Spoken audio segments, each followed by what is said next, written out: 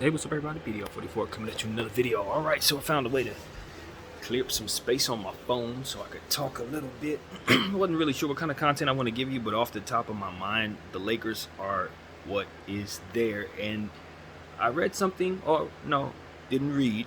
I heard something today that is pretty positive in regards to the type of prospects that are opening up at the center position for the Lakers. Encourage everybody to go check out Trevor Lane's content today, Laker Nation. He was talking about Usman Garuba, or Garuba. I don't think I've said his name correctly or not. I don't think you roll the R at all. But nevertheless, Usman Garuba was waived by the Houston Rockets today. Undersized center, about 6'9", say about 230. Defensive center, and from what I understand, his three-point shot fell very well last year. My understanding of this player, very loose. I don't have a whole lot, but I've heard things all over the place. On one end, a very dynamic defensive player. Although he's undersized, we know of undersized guys who've played good defense before. Obviously, there are plenty of them. One of the best defenders in the league, Bam Adebayo, is pretty much that size and height. So, for me, that's kind of what you want him to turn into. Obviously, Bam Adebayo is like the ceiling, you know what I'm saying? This is not a star-level prospect, but I believe he was drafted somewhere near the end of the lottery 2 years ago. I think it was 2 years ago. I don't believe it was last year. I think it was the year before. He was part of that team that the Houston Rockets put together that I initially thought was one of the best young teams ever put together. Still think that, but they've since gotten rid of some of their young talent and added some more to it, obviously. But Garuba was one of those guys that was part of that. And as I've mentioned a couple times on this channel throughout this year, there are going to be situations where there are going to be young teams who are going to have to get rid of good young talent because they're going to be getting higher level younger talent, high level young talent, whatever you say that. Higher level young talent are going to be coming in to replace them, and they're going to have to get rid of them in some unorthodox ways that maybe don't allow for them to retain the value. And that's what we've seen. Garuba and Ty Washington,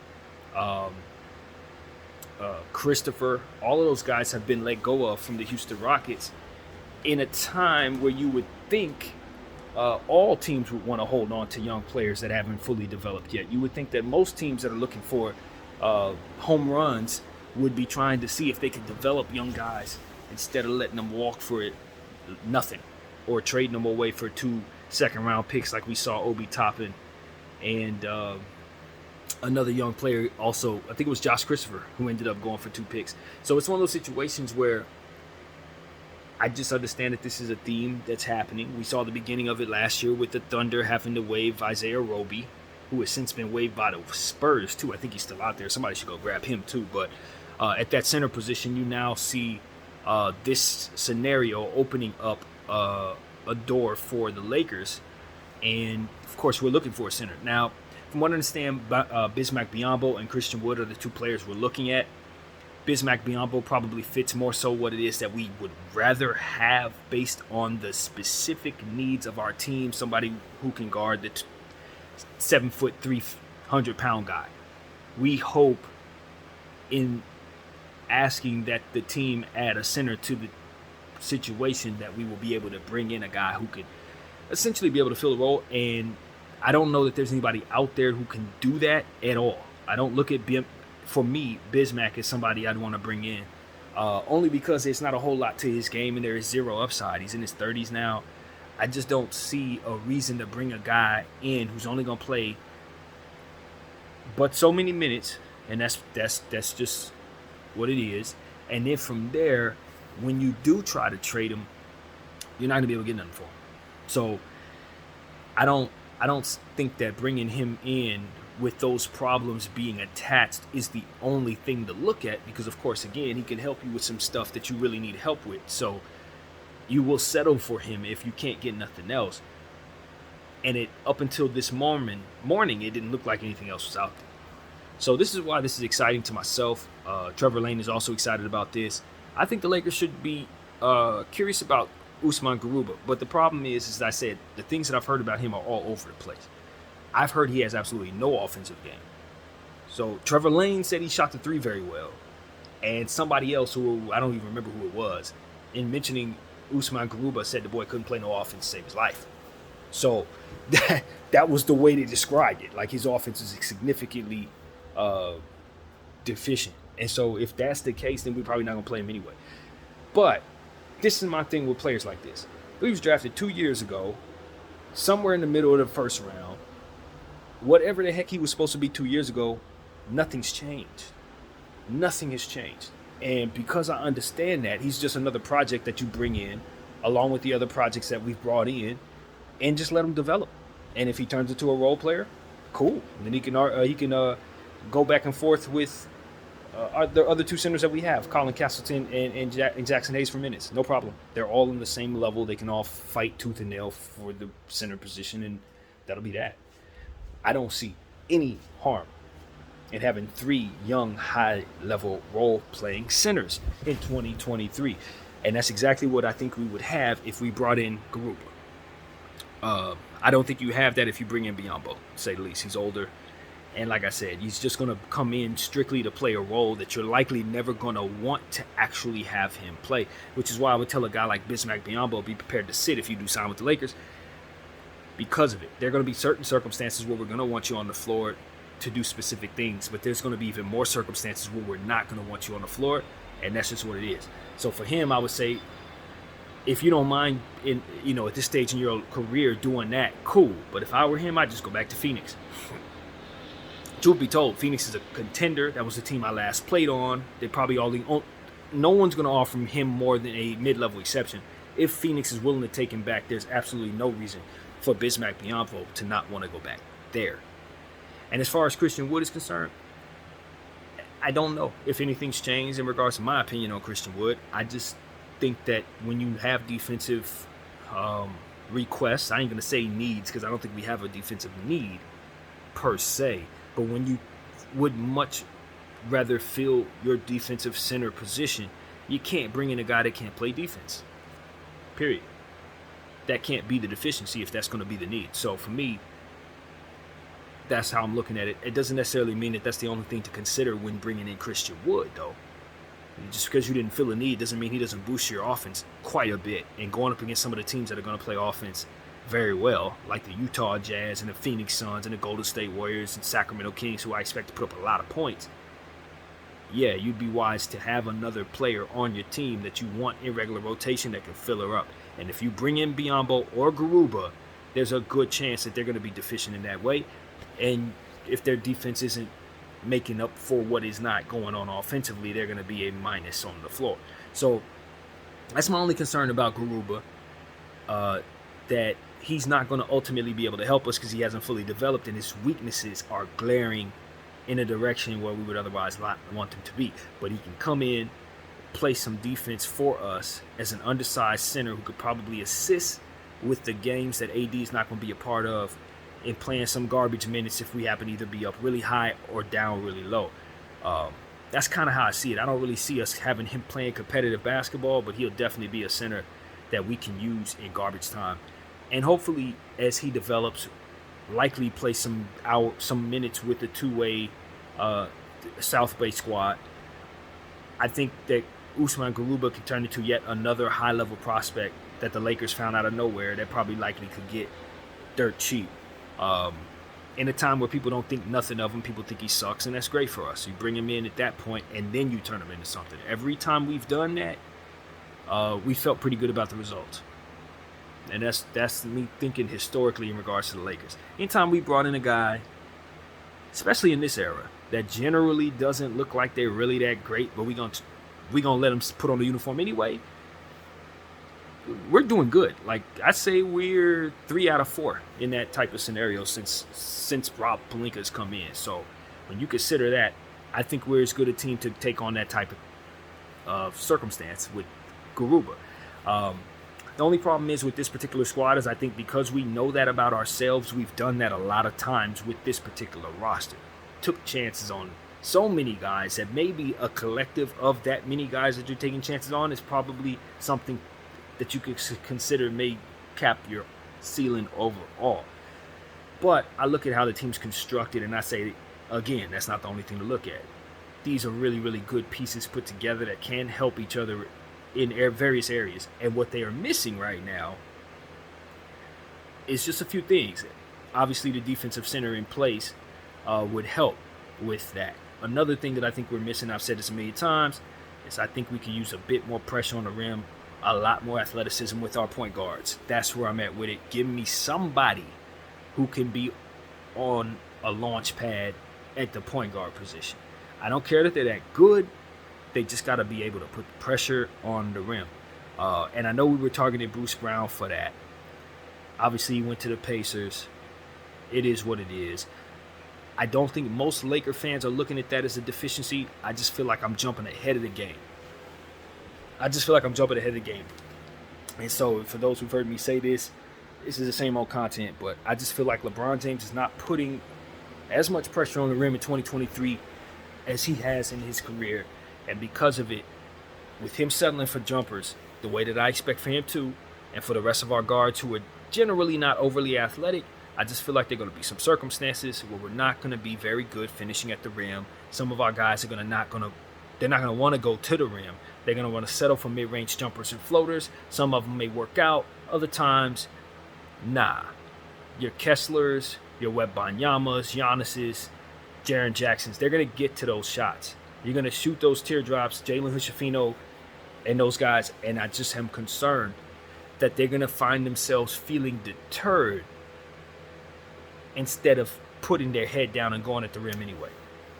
And so if teams can keep us away from the basket, I think that's going to be an Achilles heel for stopping the Lakers. I really do.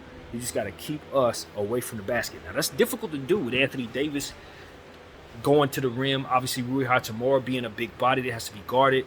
Austin Reeves tends to be very crafty in the paint, so he's going to find his way in there. But we don't have slashers like that this year. Maybe some of our guys can prove me wrong, but I don't think Taurean Prince is going to help with that.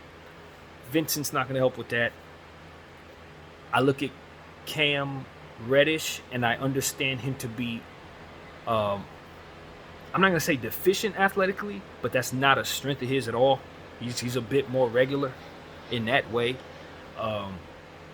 You know what I mean? So I just don't see a whole lot of launch pads, man. I know that a guy like, Maxwell Lewis can certainly get off the ground, but I also don't think he's going to get many minutes because he's not ready yet, to be honest with you. I don't think he's ready yet, basketball-wise.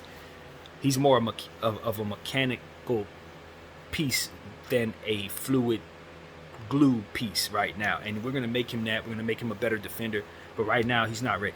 And that's just what we're going to probably see, unless he makes a big jump between now and the start of the season, which I've seen some players do. But if what I saw in the Summer League was any indication, defensively specifically, he ain't ready. And that's okay, because he's a second-round draft pick. He's going to get some two-way minutes, and that's going to be plenty of guys who can help him with that. But as I said, he's going to be one of the better players at attacking the rim, and we're not going to have him on the floor. I look at another guy that's very good at that. It's my guy, Fudge. He ain't going to even be on the big team, you know what I mean? But I would imagine he would be one of the better guys to look for to do that with his skill set. Vanderbilt, obviously he could put some pressure on the rim, but I don't want him putting the ball on the floor very much. And see, that's what it really comes down to. Austin Reeves, Rui Hachimura, Vanderbilt. I don't think the Lakers are bringing back Wenyen Gabriel, but he's also a part of this conversation. It's a few guys that I just think that their handle has to improve in order for me to feel as comfortable about them doing these type of things. It's not that they're so deficient dribbling the ball that they can't get around. It's just that when it's time for us to attack the rim, I would prefer them not have to be responsible for doing it. So that's really what it comes down to. You got under athletic point guards and shooting guards to a degree, under athletic some older guys in Bron and AD. It's not going to be the same thing, man, as it pertains to what we're used to from last year and all that paint scoring that we were able to do with ease. One of the things that the Lakers had going for themselves, despite having a very incomplete team at the beginning of last season, was that we could score in the paint at will. And I remember telling people at the beginning of the season, probably the first game of the season, to be honest with you, that our team probably wasn't going to be any good through shooting the ball from behind the arc, but would be able to do things unprecedented, scoring the ball in the paint, because of how the strengths of the players on the team happen to align. But when you let go of the players we let go of, Lonnie Walker, Dennis Schroeder, obviously Russell Westbrook, those three players, when you remove them from the lineup, you're removing three players that look to attack at the rim. I'm not saying they're explosive, because obviously Schroeder's not dunking on nobody, but he's looking to put his head down, and he's getting to the line, and he's finishing on contact if possible. Lonnie, obviously a launch pad. Russell, that's all he does. So it was one of those things where we could count on that at the beginning of the season. We could count on 50 points in the paint, 60 points in the paint. And the Lakers were scoring in the paint at will, winning games, even though we weren't that great of a team. We were winning games, having shot maybe only 23-point shots, 15 3-point shots in certain games. We still walk away with win, because that's how dominant we were in the paint. That's how good we were defensively. I think our team got used to a certain thing last year, a certain theme where we were talking about we would discipline ourselves against 3-point shooting so much. Because exactly what I'm talking about. We could get in the paint. Why shoot the three when it's not a strength? We can just drive. And so our team got used to something that I call 3-point discipline, where we would limit our attempts. Problem is, this season, if we have that mentality, I don't think we put enough pressure on the rim to engage in 3-point discipline, quote unquote, and still score enough points. I think we're going to have to up our 3-point attempts as a team, and we have new personnel, so that should make sense when we see what the team looks like. But I think it's going to be important that Darvin Ham allow those guys to shoot about 33-point shots a game this year, because I think we're going to have some very empty possessions where guys are going to be trying to work their way to the rim, and they're not going to, as I've already stated. So if we're trying to get to the rim and we're not strong at it, but we're still putting our head down as if we can do it, and we have empty possessions because of it, what you're going to have happen is you're going to have to be more volume from behind the arc and more efficient from behind the arc to make up for it, or the points is going to suffer. So there's certain things about our team that I see.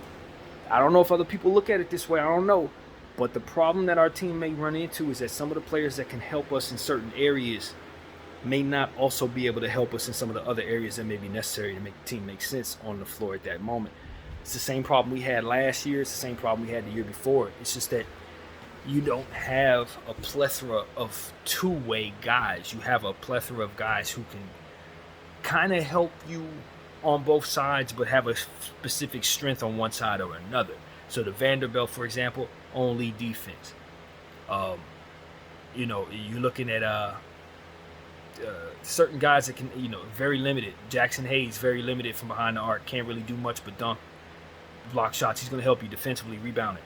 So it's like we have some one-way guys again this year, and it's just going to be a question of whether or not we're going to be able to put the right ones on the floor for what it is that we need to complement one another on the floor. And if we're not intelligent in that way, we're going to have some crappy lineups again this year, and it's probably going to lead to us being not as good of a team as we look on paper. So it's going to be on Darvin Ham to help us there. And last year we had some struggles. He was a rookie coach. I don't expect too much different in year two. You know what I mean? But it would be great if there were some differences as it pertains to that. And there was conversations mentioned last year throughout the course of the season about this. I just want to make sure that the guys who are on the floor can complement one another and hide each other's weaknesses, because that was not a strength of ours last year. We would put guys on the floor that would leave other guys vulnerable, and our lineups would suck. Small ball lineups that would give us no rim protection, no rebounding, no pressure on the rim, no 3-point shooting, nothing. And then we find ourselves not believing in guys because they struggle in those circumstances. We talked about it every game last year, and it is definitely on my mind as I assess this roster. When you have so many guys whose confidence can teeter either way. I don't think this year's team is as mentally tough as last year's team in the years prior, because we have brought in some young guys that have not yet proven themselves to be real pros. In fact, may have proven themselves to otherwise be the opposite. And so it's going to be on Darvin and the coaching staff to make all these guys come together and keep their confidence high. And that's going to be a real challenge. It's not just about talking to guys and making them feel comfortable as it pertains to the environment. Because Darvin, Jeanie, they're great at that. Those are skills that they both have. But you gotta, and I speak to both of them because this is relevant. We gotta be able to put people in positions where they succeed. It ain't just enough to make the environment pleasant. It has to also impact properly so that they can truly be happy. And I think that we're on our way to figuring that out. But we can't just take care of one aspect of it and leave guys vulnerable to look bad, and it still hurt us in that way. So, you know, I really genuinely believe that. It's a coincidence. But Darvin Ham and Jeanie Buss both are fantastic at making people feel comfortable about being Lakers. But they also have to be great and fantastic about putting people in position to succeed. And so I think Jeanie's gotten a lot better at that. I think she's extremely patient, and we see that. And it's time for Darvin Ham in year 2 of his head coaching career to start learning from last year's stuff, study from some of the stuff that didn't work last year with rotations that just left guys dejected. That's the key to it all. It's not just that it didn't work. It's how guys slumped from game to game because of it. How guys' shoulders slumped from game to game because of it. We got to study that a little bit, because I think that's where Darvin Ham could really make a breakthrough and have so much more success with his team, because he's already won the locker room. I don't think I've seen too many coaches who is running stuff that you can clearly see frustrates people, but they mess with him so much that they almost are okay with the frustration. It's because he makes up for it so much with his personality and the way he galvanizes troops, so to speak. I think Darvin Ham has that part down, but it's the X's and O's and the strategy part that he definitely is going to get better, and that is where we're hoping to see some improvement this year. So yeah, that's a very specific thought that I've had on my mind. We just got to put guys on the floor who can cover each other's weaknesses and have lineups on the floor where guys understand what it is that they're expected to do, what is not expected for them to succeed in doing. If they get on a lineup if they're in a lineup that doesn't look good, and they go out there and they fail to rebound the ball, if there's some kind of way we can convey to guys that we didn't expect for them to rebound the ball in that situation, that would be the best way to go. Because it's going to be certain stuff that's going to be the coach's fault, I guess is the word, for why certain things don't happen. The guy can't rebound because he didn't put a center on the floor. Okay, I don't want my players who confidence can go either way, young guys, coming off the floor with their head down because they were not able to mask the deficiencies of things left open by the coach in the rotation. There's so much of that I saw last year in both halves of the season with both sets of squads. And that's the end of that. That's the thought. So yeah, that's really what it is, man. I love what we have so long as our team is healthy.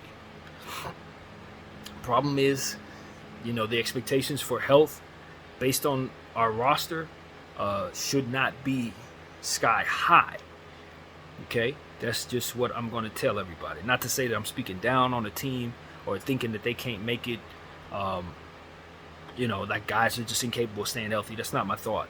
I'm simply saying that year 21 for LeBron James, year 11 for Anthony Davis, you don't expect him to play 82. You don't even expect him to play 72. So what does our team look like when those guys aren't out there? Well, if we can get a Usman Garuba, salute to Kobe Minute. If we can get a guy like Usman Garuba, I think it'll go a long way in helping our front court situation for sure, for which we need a lot of help, as we know. I am excited about Colin Castleton. The problem with Colin Castleton is I don't see him developing it to a guy who can guard those 300-pound, 6'11" guys. I don't think he's ever going to be able to have any success against those dudes defensively. He's built like Zach Collins. Skinny, tall, But the thin nature of his frame is going to always be pushed around by the Valanciunases and the Zions of the world. They're going to push him. You're not going to have any success defending those guys. He's going to be able to attack them on the offensive end his way, and that's going to be uncomfortable for them because he puts the ball on the floor as a 7-footer looking to pass. So I love the idea of giving him minutes and letting him be someone who could develop into a real center for us. But if for some reason, someday down the road, he develops into a starting center, what needs to be next to him is somebody beefy who can defend the people that you know he's not going to be able to defend. And if you don't have that, then you're going to have a hard time starting him and people his size, especially since he does not necessarily stretch the floor at all. So in this era, you know, that's what caps off Colin Castleton. And I think he's going to turn into a really tremendous role player for us, a tremendous center for us. And I think ultimately he will stretch the floor someday. But right now, if I'm going into the season with him and Jackson Hayes as my only centers, I don't know that I'm good enough to win a championship. With all of the stuff that we have that should be good enough to win a championship if you're assessing it that way, let's just assume I'm saying the Lakers are a contender. That's in the way for me. That particular thing is in the way for me. As long as Colin Castleton and Jackson Hayes are the only two people keeping Anthony Davis from playing full-time center, we got a problem. So that's why I think the Lakers should take a very serious look at the center right now. Again, Bismack Biyombo is somebody that will just fill the need. You know what I mean? It's sturdy. But I think that, and this is going to suck, but this is how my opinion goes no matter what. I just think it's kind of lazy of a GM and the scouting department to just kind of sign a guy like that. So that's just how I feel. It's lazy in the sense that you're not necessarily seeking out the high-level upside guy who can give you the same stats and same production. You're just saying, just give me a guy. And that's what a lot of teams do, and they get the results that come with that. When you do that, you get that. Because I can guarantee you the champions aren't and nothing. Do you understand what I'm saying? It's all about doing your due diligence to make the best possible choices to get the highest level talent or the best fit for your superstar who can carry you to the promised land. If for some reason he's unhappy, look at what's going on in Philly, you done messed up. If he wants Jimmy Butler, you keep Jimmy Butler. You know what I mean? So that you have the highest level opportunity because he provides you that. Now, I think we're in a space where we don't have that problem. Our guys are paid. I'm happy Jeanie paid AD. I thought there may be some static about that. I thought there may be some iffiness about that, given the fact that the money is what it is and the prices have gone up on everybody, but we didn't make any mistakes there, and I'm very proud about that. One of the reasons why I'm proud about that is because if the Lakers was going to do some wild cowboy stuff, they should have did it on draft night and taken Cam Dang Whitmore. Okay? If we're going to stick to the dang script, let's stick to the script now, right? For sure. Because you surely didn't stick to the script. Or should I say you didn't step away from the script to reach for the heavens and do something cowboy on draft night. So you definitely shouldn't do it when it's time to sign the best defensive player in the league. And that is exactly who I believe Anthony Davis is. Best defensive player on the earth today. I don't know if he'll remain that way because I'm a firm believer that the length of Wembanyama is going to turn him into the best shot blocker in basketball. But as of right now, I'd say that's Anthony Davis. And Jaren Jackson's in there somewhere as well. Bam Adebayo, we already mentioned, a fantastic defensive player. There's a lot of them, but Anthony Davis is number one to me today. And that's exactly why you pay him his money, man. So that should be one aspect of it that doesn't require a whole lot of thought. And then the another aspect of it for me is just understanding that we're in the center of the world. Just how hard it is to find big men, as we can clearly see. And if you have one of this caliber that you can sign, that's not asking for more than what it is he's worth, which Anthony's not asking for, then you're probably in a good space. And you see what's going on with Joel Embiid. I think that the obvious conversation would be, do I think the Lakers should get involved in that? I don't. And the reason why is because as much as I like JoJo, and JoJo is indeed a Hall of Famer already in my mind, I don't know that, and I don't want to turn this into a conversation about him, but I don't know that I'm ready to let go of Anthony Davis, who's already proven to have won a championship with LeBron James, to bring in a guy who struggled to win a championship.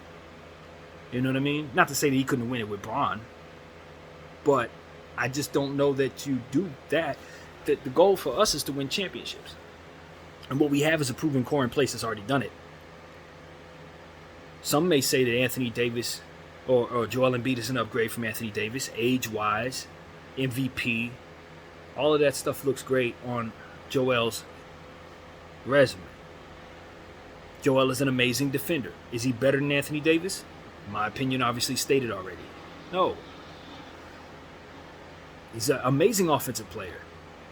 But does he give you that when you need it most?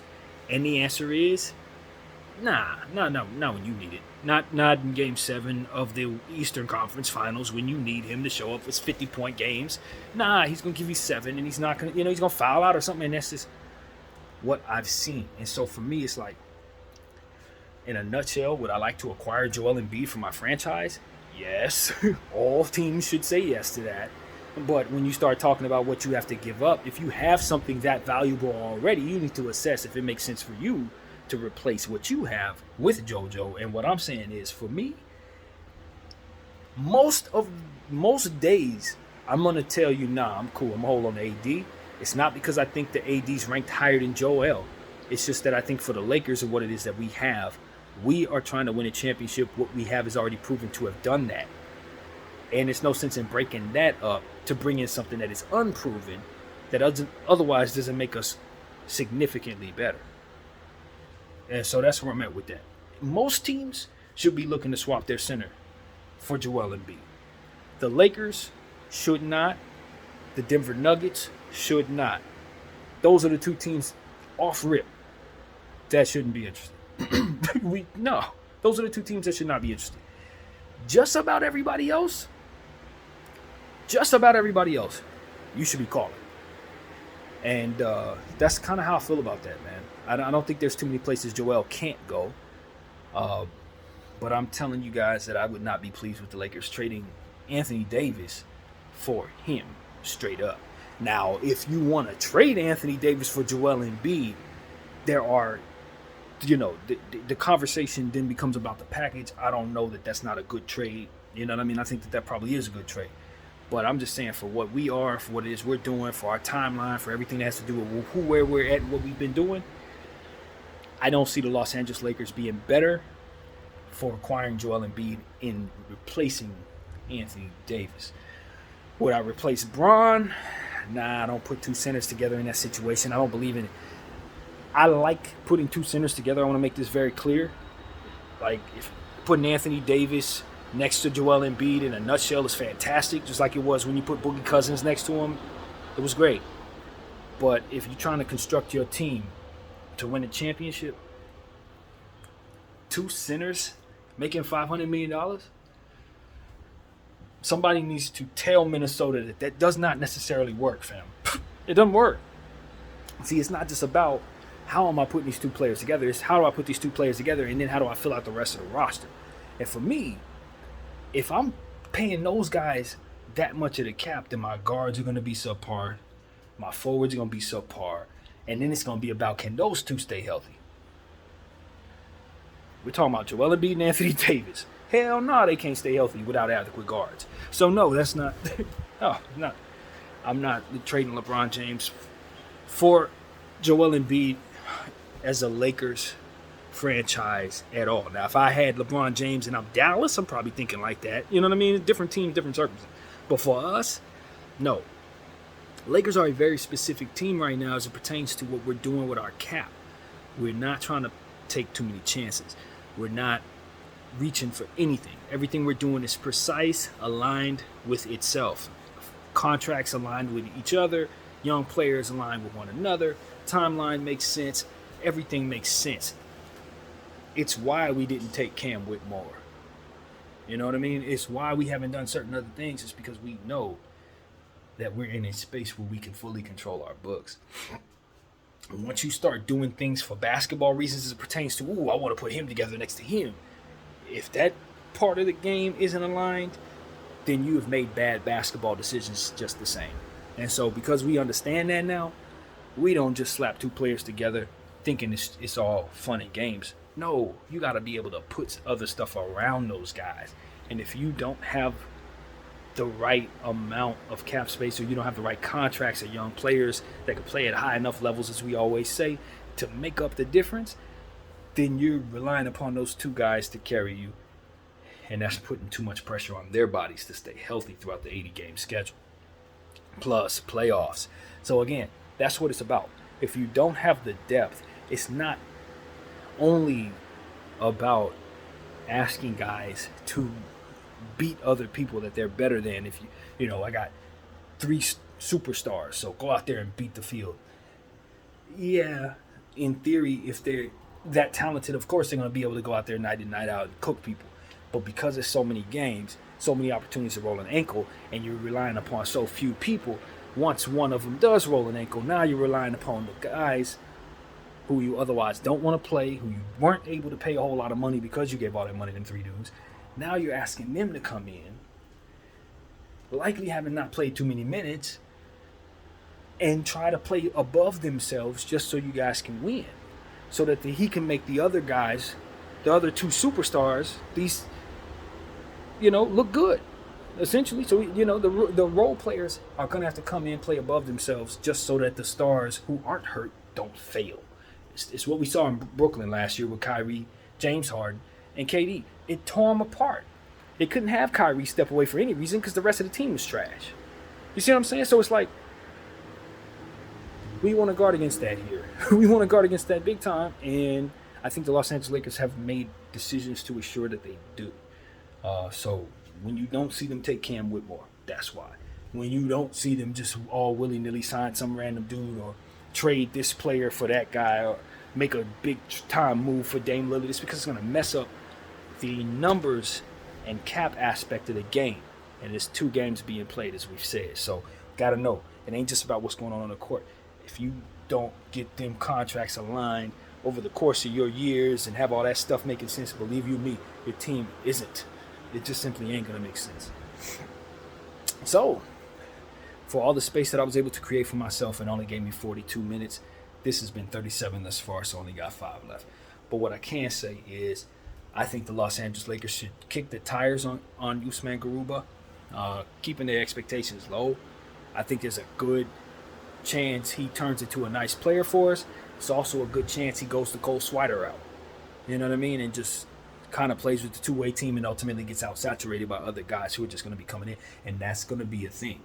Now that the Lakers are a team that has the reputation of bringing in these high-level undrafted dudes, it's harder to keep some of these two-way guys from year to year. We saw what happened with Cole. You just not, if this were 4 years ago, a guy like Cole Swider would still have a role on the team, even though his progression hasn't been where we needed it to be.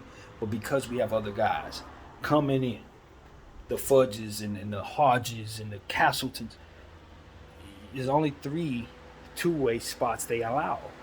So as we continue to get these guys, the Usman Garubas that come in, the Cam Reddishes that come in, it's almost like you have to play crazy great with the minutes given just to secure yourself an opportunity with this team in the future. Because even if you play at a certain level, we're going to find us another one. We're going to find another Castleton next year. We're going to find another Fudge next year. And if the current guys aren't able to play up to the level, they're out. So that's going to be a real thing that we add to our thinking as it pertains to picking up some of these young guys and some of the guys that we picked up this year in the draft, some of the guys that we're high on right now.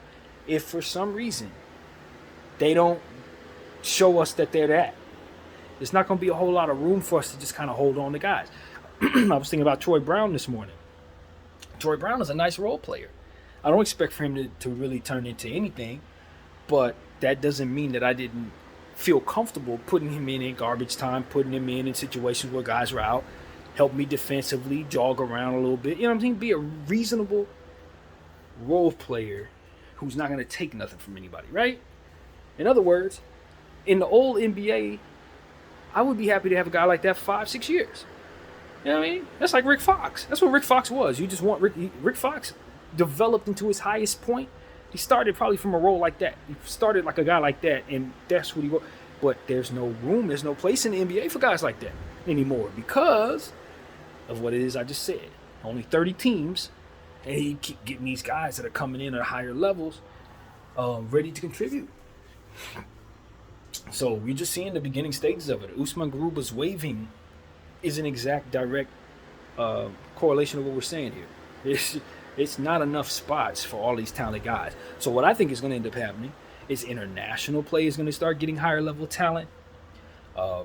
Some of these, the G League is going to start getting higher level talent because it's just not going to be enough spots in the real league, the NBA rather, to play these dudes. And so we're just seeing it all over the league. There's a couple guys I'd love to keep talking, but I'm running out of space. But it's just a couple guys I'm looking at around the league who are in dire need of an exodus from their situation just so they can get some playing time. So we don't want to create that problem for ourselves. That's basically the gist of the thought. So I've run out of time whether I like it or not. I thank everybody for rocking with BDF 44. I'm out.